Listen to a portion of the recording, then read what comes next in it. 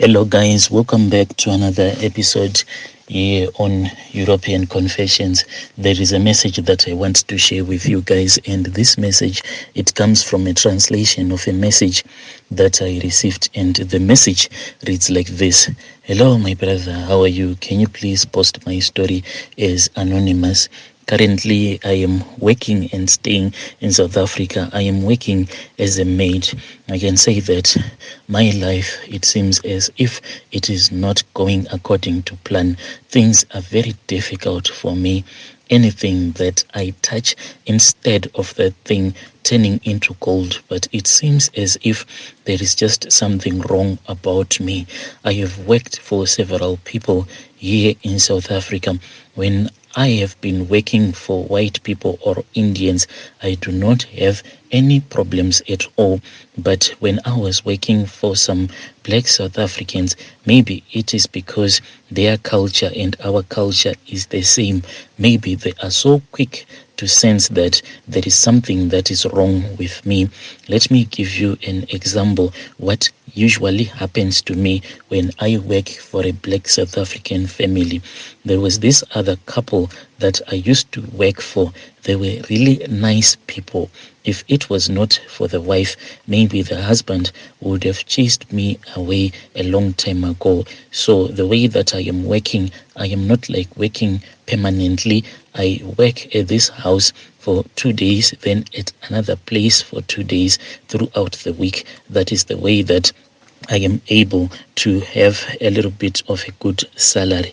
So when I was working for that couple, whenever I would come to their place to take care of the baby, because the wife was supposed to return back to work, so they would leave me with their child. At that time, their child had just turned 1 and 7 months old. So this child, my brother, whenever I would come, the baby will start crying, and the way that this child will start crying, it was really scary to me. And that woman, there was one day when she was speaking with her neighbor, and the neighbor then said that, I think that this woman, there is something that is wrong with her.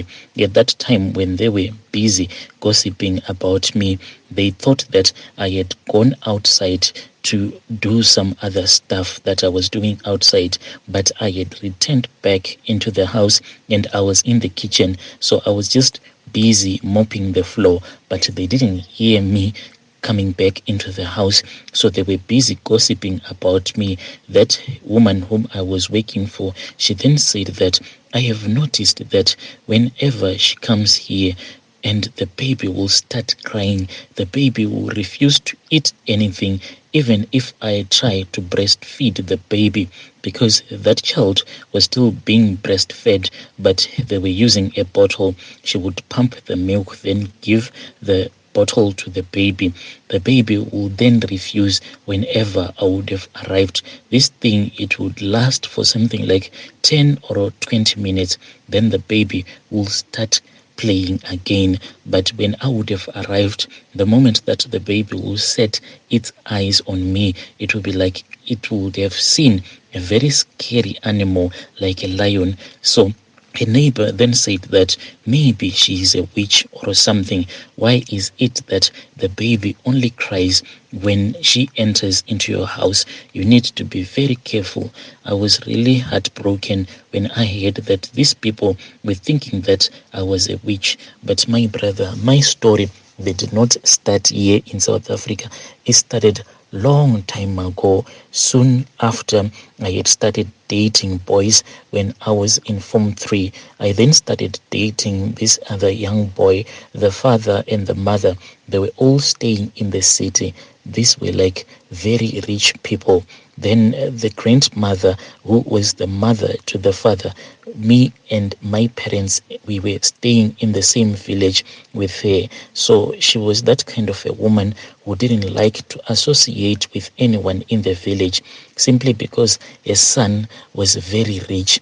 So unfortunately, when her grandson came to the village, and when he set his eyes upon me, he then said that he wanted to marry me, even though at that time I was still very young and he had already finished his university. At first I said, no, I do not want to to have anything to do with you. But with time, I fell in love with him. He then said that I do not know if you are going to be accepted into our family, because in their family they are very wealthy and my parents, they were very poor. But with love, we thought that it was going to conquer everything. So he then took me and he introduced me to his grandmother. The moment that he said that he wanted to get married to me one day, you know what the grandmother did, my brother? She rose up from where we were sitting. We were just sitting underneath this other tree. Then she went into her hut, the one that she used as a kitchen. Then when she came back, she was holding a jug that was full of water, and she said she can drink this water. When I started drinking that water, after I had finished drinking the water, that was when I saw that at the bottom there was a lot of ashes. It seemed as if when she had gone into that hut that she used as a kitchen, she had taken some ashes and mixed it with water. So I didn't understand why she was doing all of that. After she had pretended as if she wanted me to date a grandson, she kept on calling me to her homestead, even though the guy that I was dating had returned back to the city, and she kept on feeding me a lot of herbs. When my boyfriend came back to the village one day, we had just gone out on sort of like just a small picnic in the village, sitting on top of a hill. That was when we started touching each other and we made love. And I then discovered that I had fallen pregnant. After I had fallen pregnant, my mom then found out, and my mom did not complain, because this was going to be like a blessing to us, like me going to get married to this wealthy family. My mom then contacted my father's sister. She came and she was the one who took me, and she went with me to my in-laws, and she returned back. When I was taken there, then the grandmother communicated with her son and her daughter-in-law who were in the city, and they refused, and they said that they were only going to take care of the child that I was carrying, but they didn't want their son to get married to a village girl. I was really heartbroken. I could not even communicate with the man who had impregnated me, because they had told him that if he was going to keep on communicating with me, then they were going to cut off all of those things that they were giving him. And he then said that he was going to try and find another job, then he will start communicating with me. But I think that he then chose to move on with his life. So I started staying with my boyfriend's grandmother, but life was very hard. She used to treat me very bad, until one day I told her that I was tired. When I told her that I was tired with the way that she was treating me, she laughed and she said, "Oh, it is fine. If you are tired, then it is fine. But can you please come and help me? That is something that I want to do." This was just after the raining season.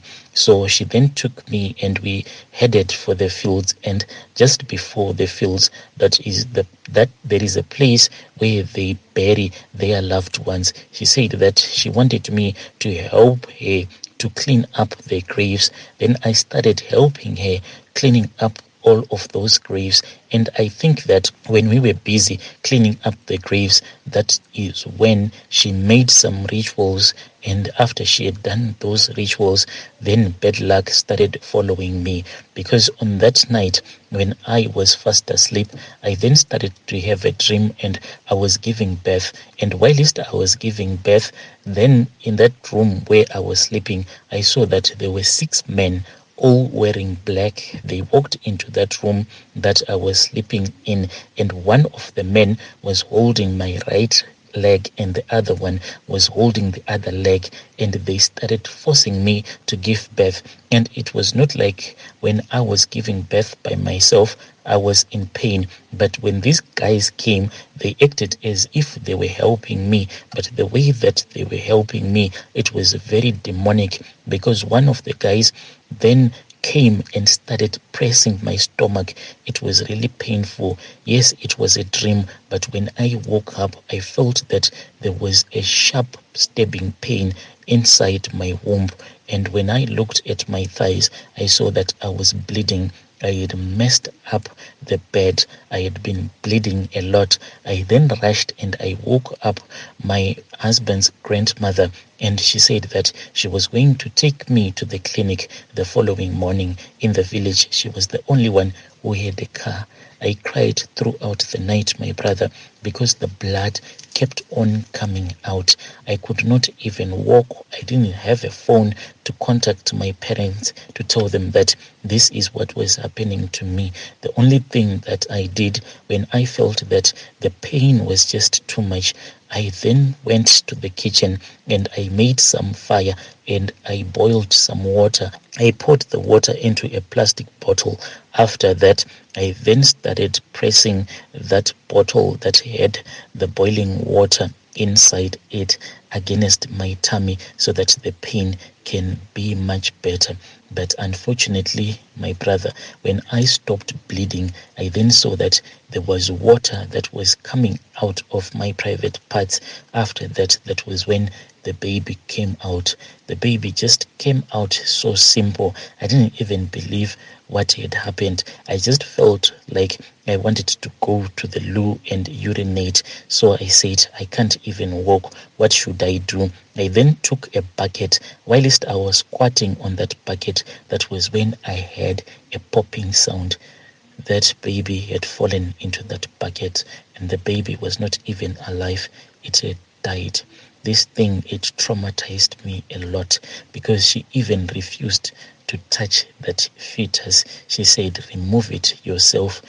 She refused to touch it. She gave me a small plastic bag. The fetus could not even fit inside that small plastic bag that she gave me, but I had to do it on my own.